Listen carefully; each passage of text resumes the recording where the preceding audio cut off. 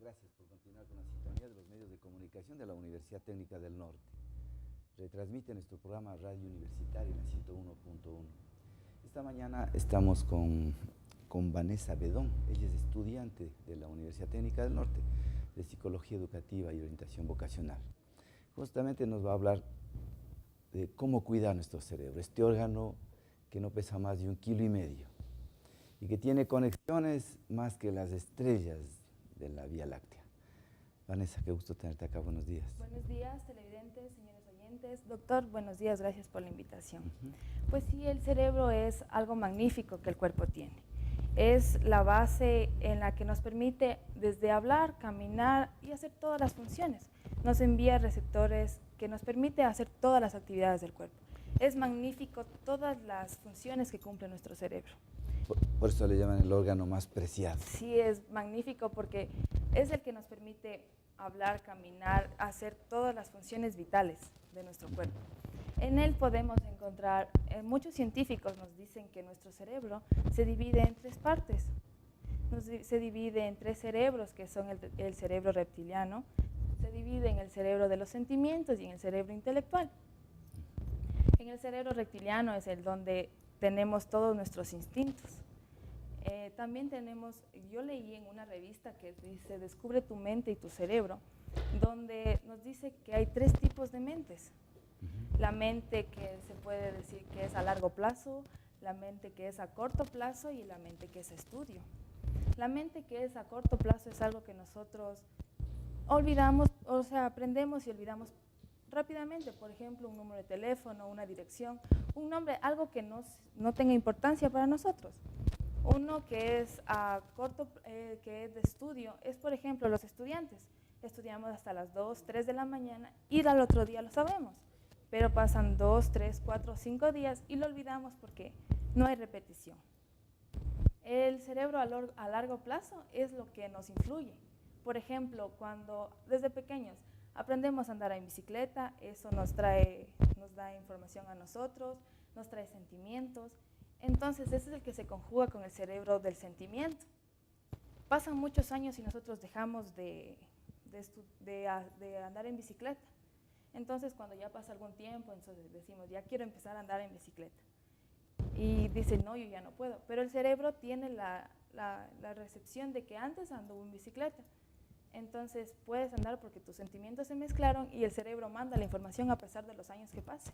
Es magnífico la capacidad que tiene el cerebro de recordar cosas que pasaron hace años. Usted puede recordar la cara de su maestra de kinder porque se mezcló sentimientos de alegría, que la persona le dio felicidad, le trató bien.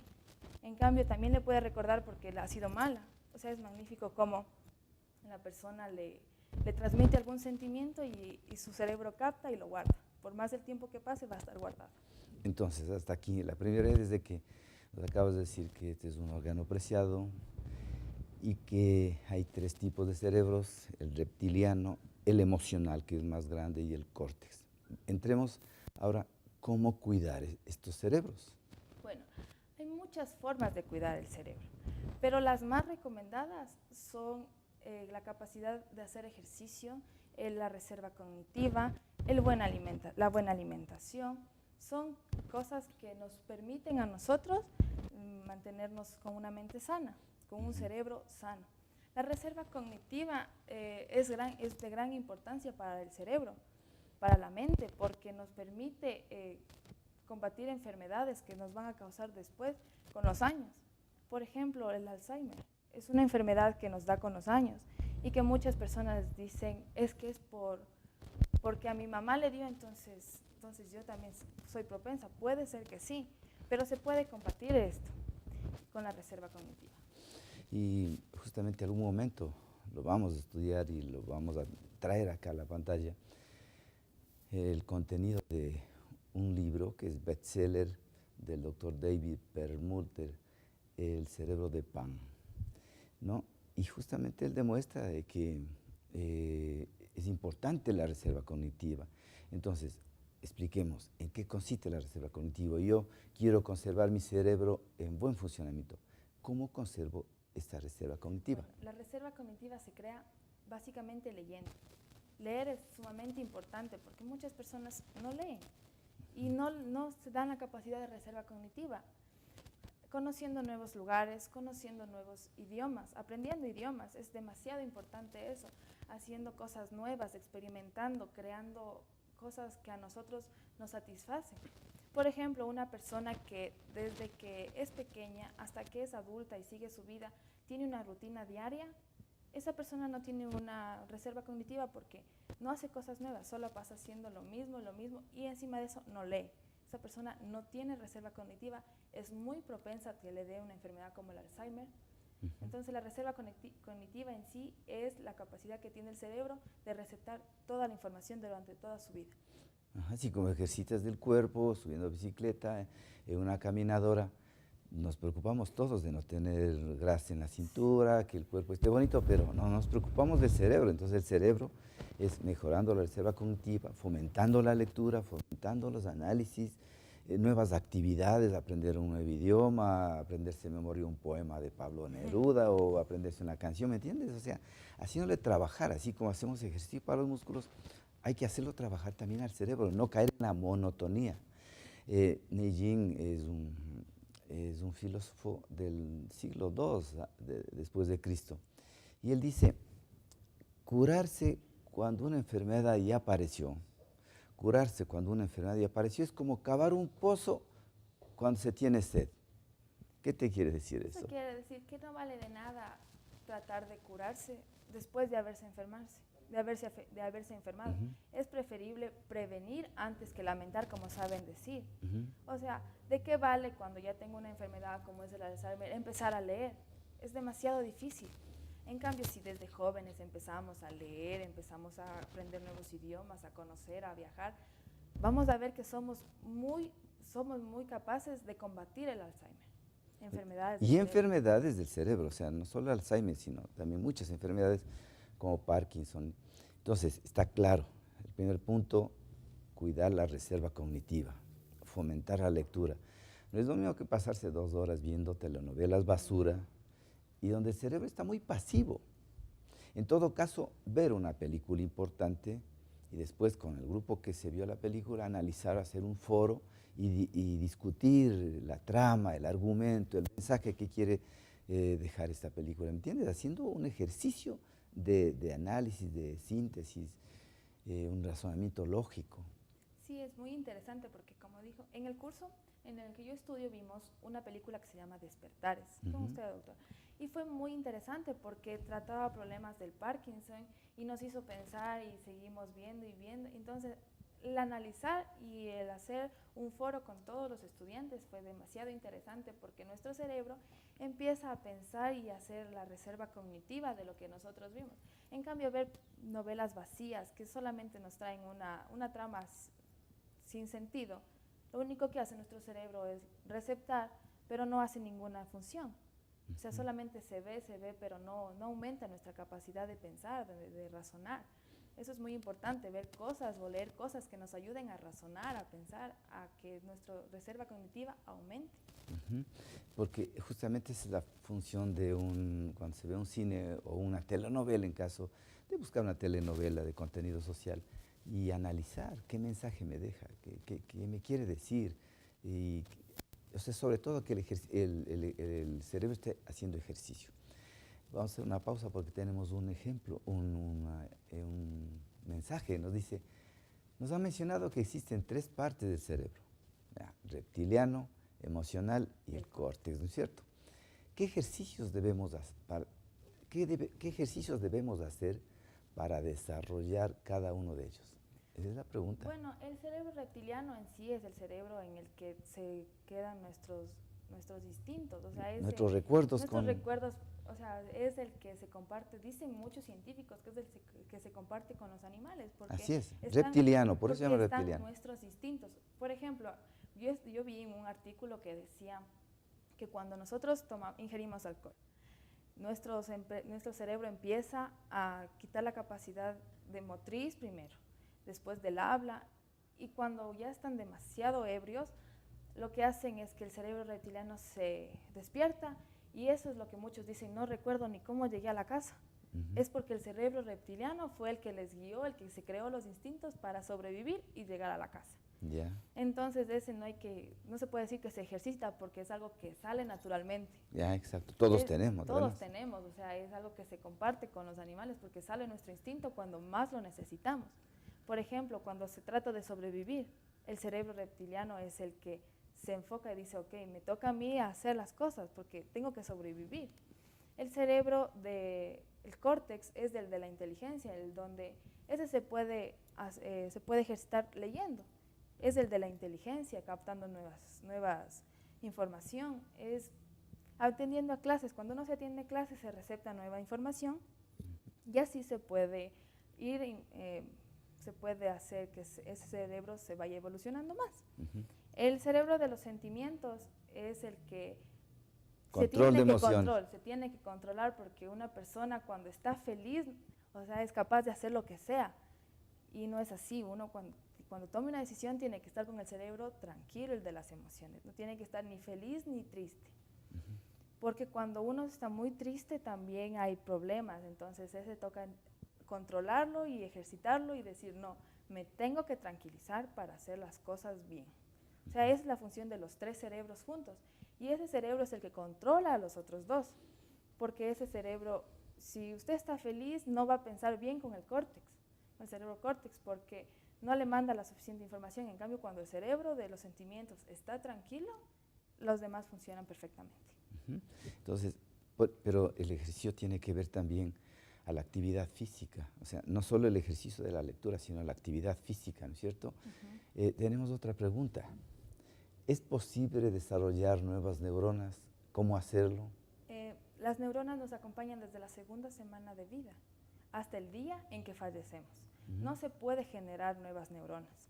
No es como las otras células del cuerpo que se mueren unas, generan otras, se mueren unas, generan otras. No, nuestras neuronas trabajan todas las 24 horas del día, todos los días desde la 2ª semana de gestación hasta que finalizamos la vida. O sea, es imposible volver a generar, por eso hay que cuidarlas demasiado. El cerebro contiene un 60% de grasa, que es lo que permite realizar la sinapsis. Para mantenerlo con el 60% de grasa es muy importante la comida saludable. Comida saludable como el pescado azul, que contiene el omega 3 y 6. Es importante recalcar que nuestro cuerpo realiza el omega 9, pero siempre y cuando en presencia del omega 3 y 6, que es vital para nuestro cerebro. El pescado azul es muy difícil de encontrar en Ecuador, lastimosamente, pero tiene familia, como es el atún, el salmón, la sardina. O sea, son comidas que contienen omega 3 y 6 que a tu cerebro le ayudan a la capacidad de la sinapsis, a tus neuronas le ayudan, le dan grasa al cerebro. Los pescados es magnífico para el cerebro, para mantenerlo. Y yo hacía referencia a este nuevo libro que lo vamos a traer para acá, Cerebro de Pan, en el sentido de que el doctor David dice, antiguamente nuestros antepasados morían por viejos, sí. No morían ni obesos ni dementes, ¿me entiendes?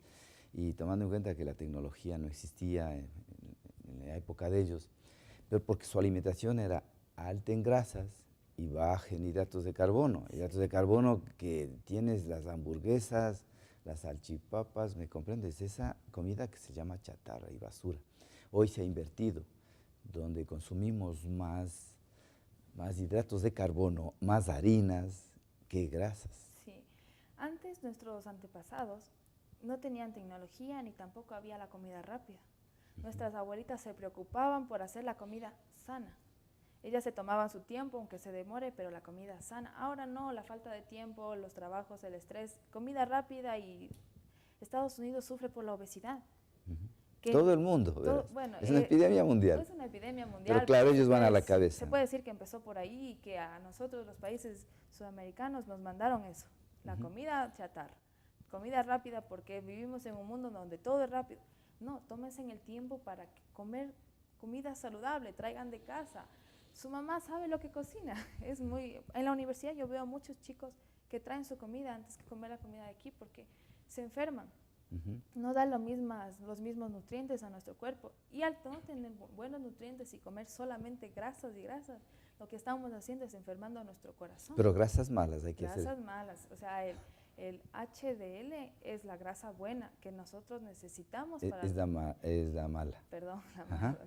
Esa, HDL. la HDL, El colesterol malo malo. es la que nosotros, es la que se queda en las arterias y no permite la buena circulación de la sangre. Y a eso llega una pregunta, mira, Vanessa. Dice, ¿qué tipo de alimentos, sustancias o bebidas destruyen nuestras neuronas? Estarían los hidratos de carbono, las harinas. Las harinas destruyen totalmente. Refinadas, ¿no? Harinas refinadas. Claro, cuando ya se les saca. Por ejemplo, muchas mamás hacen el pan y le quitan la harina buena y botan y les botan a los animales. Y eso es algo absurdo porque nosotros necesitamos de esa harina para que sea buena para nosotros. Sería la harina integral, ¿no es La cierto? harina integral. Algo que también yo leí que me pareció muy interesante es que muchos tomamos refrescos. Tomamos refrescos como de colorantes, azucarados, y eso es pésimo para el cerebro, porque la sal y los azúcares nos envenenan el cerebro, hacen la inflamación del cerebro, y eso es peligroso para nuestra salud. Entonces estarían alimentos, todo lo que es harinas refinadas, ¿no es cierto? Y algunos cereales que se consideran, como te digo, al momento vamos a hablar del cerebro de pan, que es interesante, este bestseller, y las bebidas azucaradas. Claro, en ese también estarían bebidas alcohólicas, con debidas excepciones, porque el vino es muy saludable. Es muy bueno para el cuerpo. Dicen los españoles, los franceses nos dicen que una copa de vino al día ayuda a la circulación y al cerebro. Y es muy interesante porque muchos dicen, ¿cómo? Si es trago, o sea, dicen que el trago es malo. No, pero en cantidades pequeñas y sabiendo administrar, es muy bueno y beneficioso para la salud. Pero es que no es lo mismo, imagínate, que un whisky que tiene 30, 35 grados de alcohol, que el vino que tiene 10 grados de alcohol, y la cerveza que tiene 3 grados de alcohol, 3 a 4 grados de alcohol. Entonces, hay mucha diferencia en los licores, pues, ¿no es cierto? Entonces, bebidas azucaradas, alimentos que son harinas refinadas, ¿no es cierto? Y harinas refinadas tenemos en todo lo que se come, hot dogs, hamburguesas, salchipapas, todo viene harina, son harinas muy perjudiciales. Como tú dices, muchos estudiantes han hecho conciencia de lo que estamos conversando y hablando. Y tú ya ves en nuestro curso, ya no encuentras bebidas gaseosas, se encuentran preferible una agüita. Sí, nosotros estudiamos desde las 7 de la mañana, entonces ya eso de las 10 ya tenemos un poco de hambre y queremos ir a comprar. Al principio era así, nosotros salíamos a comprar bebidas, colas y todo eso, pero ahora ya no, ahora llevan en sus frasquitos jugos naturales, jugos que nos van a servir, llevan coladas, llevan, hasta avena están trayendo ahora. Sí. Es interesante porque se están cuidando ellos mismos, su salud está beneficiándose. O sea, las clases que nosotros recibimos estamos poniendo en práctica y eso es lo interesante, no solo de oír, sino de poner en práctica. Y también el ejercicio físico tiene que ver porque el ejercicio físico, además de que estimula la circulación, y al estimular la circulación, la sangre lleva nutrientes y oxígeno hacia las células cerebrales. Hacer ciclismo mejora el corazón. El ciclismo, usted hace el ciclismo y después de un tiempo se da cuenta que su corazón se hace muchísimo más fuerte. Al hacerse más fuerte, como sabemos que el corazón bombea sangre, manda mejor sangre al cerebro, bombea mejor. Algo interesante que leí es que cada minuto pasa 1 litro de sangre por el cerebro. Muchos científicos dicen que nuestro cerebro es el horno de todo el cuerpo porque quema altísima energía. Realiza el triple de veces de cualquier célula del cuerpo, quema 3 veces más que cualquier célula del cuerpo. Las neuronas son capaces de hacer todas las funciones, entonces necesitan más energía, necesitan más oxígeno, y es muy interesante porque nuestro cerebro necesita la 1/5 parte de oxígeno que entra a los pulmones, se va al cerebro. Y también tiene que ver la actitud, ¿no? La actitud, porque si yo soy un viejo amargado y tú eres una persona muy jovial, de buen sentido del humor, tú vivirás más y tu cerebro estará en mejores condiciones. Tiene que ver mucho el estado de ánimo. Sí. La premio Nobel de Medicina, que es Elizabeth Blackburn, que fue en el 2011, ella propone la psicología positiva. Ella nos dice que tener una actitud positiva ante la vida nos va a llevar a grandes cosas.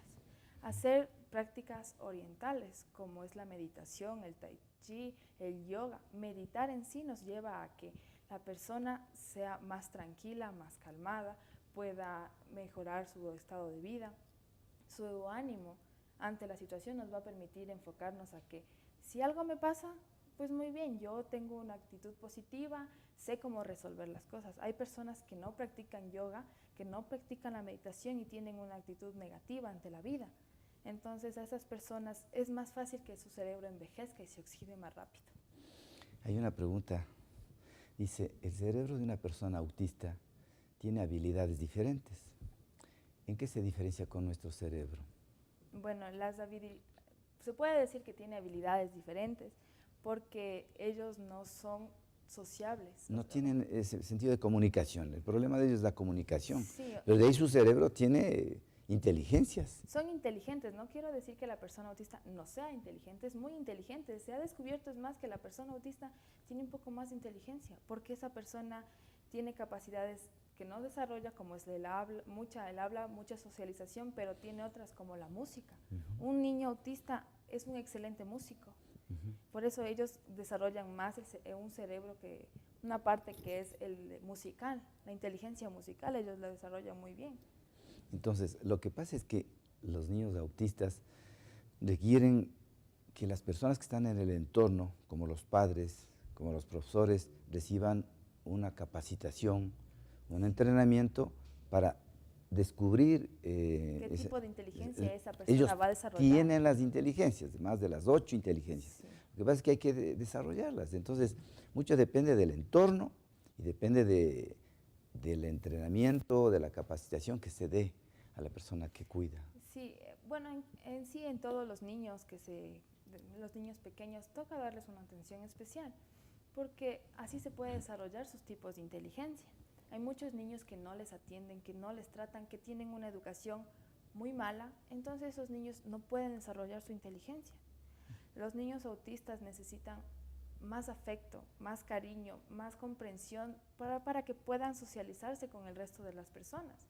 Es más fácil que el niño se socialice con la mamá y la mamá irle diciendo, mira, mi hijo, estas son las cosas, tienes que abrirte más. Una educación especial que sea muy afectiva. Los niños autistas necesitan mucha afectividad. Pero por eso mismo hay que propender a que todos los niños reciban atención, Sí. Todos, no solo los autistas, Claro. ¿no? Reciban atención, afecto y buen trato. Porque un niño, tú sabes, el estrés afecta tanto a un adulto como a un niño. Sí, el estrés es algo normal del organismo ante situaciones peligrosas. El cerebro segrega dos hormonas, como es la adrenalina y El cortisol. el cortisol. Pero esas tienen que ser liberadas. Esas hormonas se liberan cuando hay situaciones de peligro y de estrés. Por ejemplo, es cuando un ataque de un león o de un oso. Esas hormonas se liberan y tenemos tanta fuerza que podríamos pelear contra esos animales. Pero como en la vida diaria nosotros no tenemos esos peligros y se causa el estrés por trabajos, deberes, entonces lo único que nosotros hacemos es tranquilizarnos, pero las hormonas se segregan y eso es, en vez de ser una ayuda para defendernos, se hace un tóxico para nuestro cuerpo. Por eso es demasiado peligroso tener el estrés, porque nuestro cerebro se va envejeciendo más rápido de lo normal, va teniendo toxinas en el cerebro. Y eso se produce, ahí se produce la inflamación cerebral. Ahí se produce la inflamación cerebral. La inflamación cerebral es el aumento de volumen tanto de los tejidos como de las neuronas. Y es muy peligroso porque puede causar problemas como la parálisis, los derrames cerebrales, puede causar la falta de habla, de comunicación, y puede llegar a enfermedades mucho más graves como es la depresión crónica o el Alzheimer. O sea, hay que tratarlo a los principios, cuando se da algún indicio de que, bueno, ella tiene problemas, entonces puede estar sufriendo inflamación cerebral. En conclusión, estamos en los minutos finales, Vanessa. El deterioro cerebral se puede prevenir. Sí se puede prevenir, se puede hacer muchas cosas que podamos decir, o sea, combatir el deterioro, por ejemplo, haciendo, como dije, la reserva cognitiva, o sea, es la base para que nuestro cerebro no se deteriore. Y también tiene que ver el entorno, la vida social. La vida social, por naturaleza, el humano es sociable. Cuando una persona le aíslan y empieza a criarse, esa persona tiene depresión, tiene dependencia. Cuando le secuestran a una persona, se dice que esa persona se encariña con el secuestrador porque no tiene con quién más hablar. Es la única persona cercana, es el único vínculo que tiene. Entonces, cuando a una persona le aíslan de la sociedad, le están haciendo un daño tremendo porque le pueden causar problemas psicológicos. Podría causarle hasta una depresión que le lleve a la muerte. A una persona no se le puede aislar ni tampoco decir, basta, no puede seguir más. Hay una pregunta final, Vanessa. Dice, ¿la esquizofrenia es una enfermedad heredada o la puede desarrollar cualquier persona? ¿Tiene tratamiento y curación? Bueno, la esquizofrenia es heredada. ¿Tiene esa predisposición? Tiene la predisposición en nuestros genes. ¿Familias que hay un esquizofrénico, hay esa posibilidad? Hay la posibilidad de que si tu abuelito tuvo la enfermedad, en los genes está, puede que sea, pero no es el 100% de decir, si él tuvo, tú también tienes. Eso no tiene nada que ver. O sea, en los genes está, pero se lo puede cuidar, si tiene una vida saludable, es muy probable que no tenga esquizofrenia. Porque hace algunos minutos habíamos citado el cerebro de Pan, nos indica cómo estas enfermedades que se cree están en los genes pueden ser modificadas. Y eso va a ser un mensaje final para los oyentes de TV. Concluye el tiempo, quiero felicitarte y agradecerte la presencia tuya aquí. Doctor, gracias a usted por la invitación, es una experiencia muy bonita. Bueno, yo lo que les puedo decir y recomendar a todos es que lean mucho. No sé si cuando pasan por los buses, por el mercado Amazonas, donde limpian zapatos, hay una frase muy interesante que yo me puse a ver y dice, si lees no pasa nada, pero si lees pasa mucho. Y es verdad, porque cuando uno lee, entra a un mundo nuevo, se crea mejor reserva cognitiva, uno aprende a hablar mejor, aprende a expresarse mejor, y es magnífico. Hagan mucho ejercicio, el ejercicio es vital, no solo para mantener su cuerpo bien, sino para el cerebro, que llegue oxigenación al cuerpo. Coman bien, aliméntense muy bien, dejen atrás las comidas grasas, las comidas rápidas es como que no tengo tiempo, entonces no, tómense un tiempo para ustedes, cuídense en ustedes, para que después no tengan consecuencias muy graves. Ha sido Vanessa Bedón de los primeros semestres de psicología. Son nuestras futuras psicólogas educativas, futuras profesionales. Este programa es de vinculación a la colectividad. Trabajamos con nuestros profesores, con nuestros prometeos y también con nuestras estudiantes. Y ustedes han podido observar a Vanessa Bedón. Quiero agradecerte y a ustedes que nos acompañan día a día. Les esperamos el día de mañana. Gracias.